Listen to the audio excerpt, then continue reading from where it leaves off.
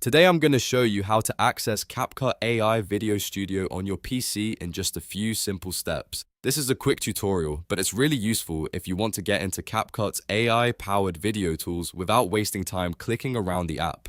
Whether you're editing content for YouTube, social media, or short-form videos, knowing where this feature is can save you a lot of time. If this video helps you, please hit the like button and subscribe for more easy software tutorials. Alright, let's jump right in. First, open the CapCut PC app on your computer. Once CapCut launches, you'll be taken into the main interface. Now, look over to the left-hand menu and click on Home. This is important because the Video Studio option is located on the main home screen, not inside one of the editing projects. After you click Home, take a look at the center of the screen. You should see a large blue button labeled Video Studio. This is the shortcut that takes you directly into CapCut AI Video Studio.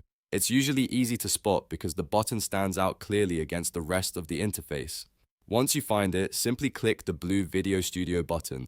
CapCut will then open the AI Video Studio section, where you can start exploring the tools available for creating and editing videos with AI support. From there, you can continue into your project and begin using the features you need. And that's it. You've now accessed CapCut AI Video Studio on PC.